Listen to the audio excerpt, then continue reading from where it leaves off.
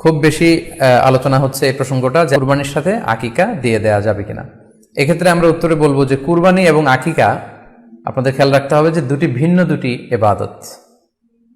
প্রথম কথা হচ্ছে ইবাদত দুটি ভিন্ন দুটি ইবাদত, কারণ কুরবানি এটা বছরের একটা নির্ধারিত সময়, জিলহজের 10 তারিখে, এবং তারপরে আরো 2 দিন বা 3 দিন, এই সময়গুলোতে আপনি কুরবানি করতে পারবেন। তাহলে এটা হজের মৌসুমে জিলহজ মাসে করতে হয় কুরবানি, কিন্তু আকিকা কিন্তু এরকম না।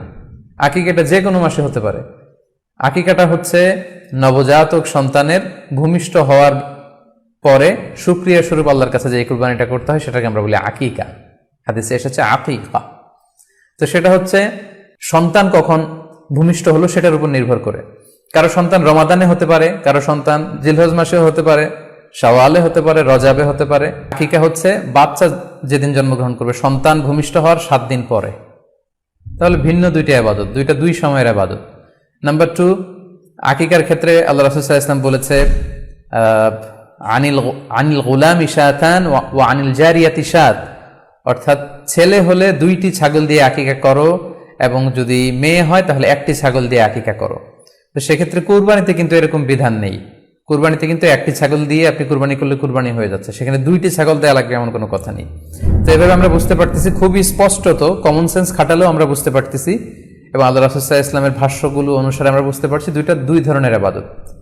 যদিও এই 2 ইবাদতে কিছুটা মিল আছে, কিন্তু দুইটা 2 সময়ের ইবাদত, দুইটা আলাদা, দুটি উপলক্ষ, দুইটার আলাদা নির্ধারিত সময় রয়েছে।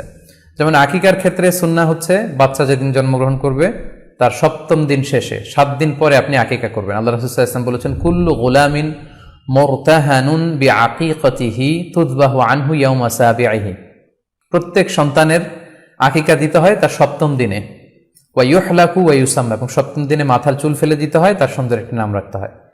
তাহলে আকিকার বিধান হচ্ছে সম্মানিত সুধী সন্তান জন্মগ্রহণ করার 7 দিন পরে।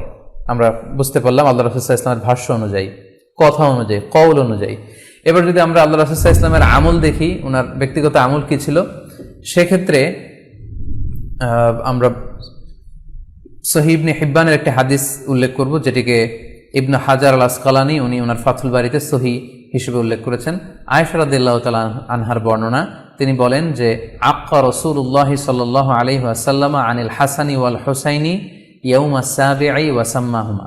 আল্লাহ রাসূল সাল্লাল্লাহু আলাইহি ওয়াসাল্লাম নিজে ওনার দৌহিত্র অর্থাৎ ওনার নাতি হাসান এবং হুসাইনের আকিকা নিজে করেছেন 7ম দিনে, এবং 7ম দিনে তাদের নাম রেখেছেন। একজনের নাম রেখেছেন হাসান, আরেকজনের নাম হুসাইন। অর্থাৎ হাসান রাদিয়াল্লাহু আগে জন্মগ্রহণ করেছিলেন, ওনার চেয়ে ছোট ছিল হোসেন, উনি পরে জন্মগ্রহণ করেছেন।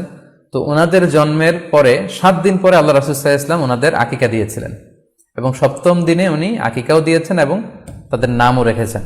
তাহলে আল্লাহ রাসূল সাল্লাল্লাহু আলাইহি ওয়াসাল্লামের কওলি হাদিস, ওনার ভাষ্য মতে আমরা জানলাম উনি বলেছেন 7ম দিনে আকিকা দিতে হয়, এবং ওনার ব্যক্তিগত আমল থেকে আমরা জানতে পারলাম যে উনি ওনার 2 নাতির আকিকা দিয়েছেন 7ম দিনে এবং নাম রেখেছেন। তাহলে এ থেকে আমরা সুস্পষ্ট বুঝতে পারি যে আকিকা দিতে হয় সন্তান জন্মগ্রহণ করার 7 দিন পর, 7ম দিনে।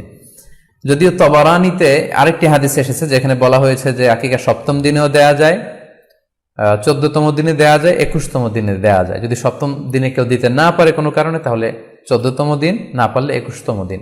তাহলে সুস্পষ্টভাবে উল্লেখ আছে যে আকিকার সময়সীমা 7ম দিনের কথা আমাদেরকে বলা হয়েছে। তো সেক্ষেত্রে আপনার সন্তান জন্মগ্রহণ করলে আপনি শুকরিয়া স্বরূপ কুরবানি করবেন, আত্মীয় স্বজনকে খাওয়াবেন, আকিকার গোশত নিজেরাও খাবেন।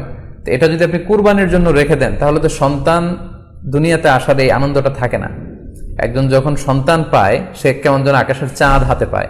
তো তখন তার 7 দিনের মধ্যে যে আনন্দটা থাকে, ওই দিন তার নাম রাখা হবে, আত্মীয় স্বজনরা আসবে, বাচ্চাকে দেখবে, দোয়া করবে, তখন আকিকা করে গোশত নিজে খাবেন, আত্মীয়দের খাওয়াবেন, পাড়া প্রতিবেশীদেরকে দিবেন। এটা হচ্ছে সন্তান ভূমিষ্ঠ হওয়ার উপলক্ষকে কেন্দ্র করে এই আকিকা।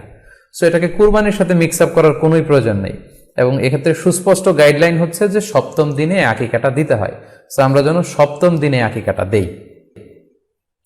তবে হ্যাঁ, এখন প্রশ্ন হচ্ছে 7ম দিনে কেউ দিতে পারেননি, 14তম দিনেও দিতে পারেননি, 21তম দিনেও দিতে পারেননি, হাতে টাকা ছিল না, সামহাও কোনো কারণে মিস করেছেন, তখন আপনি যখন সুযোগ হয় তখন করে দেন। ওই প্রেক্ষাপটে আপনি যদি কুরবানির সময়ও আকিকা দিয়ে দিতে চান, এটা আদায় হয়ে যাবে ইনশাআল্লাহ। আশা করা যায় আদায় হয়ে যাবে, এবং এটা জায়েজ আছে। তবে এটা সুন্নাহ নয়। সুন্নাহ হচ্ছে 7ম দিনে আকিকা দেওয়া। পাশাপাশি গরু দিয়ে, মহিষ দিয়ে, উট দিয়ে আকিকা দেওয়াও কিন্তু সুন্নাহ নয়। আকিকা দেওয়া সুন্নাহ হচ্ছে ছাগল দিয়ে। সুন্নাহসম্মত হচ্ছে আকিকা সপ্তম দিনে দেয়া এবং ছাগল দিয়ে দেয়া।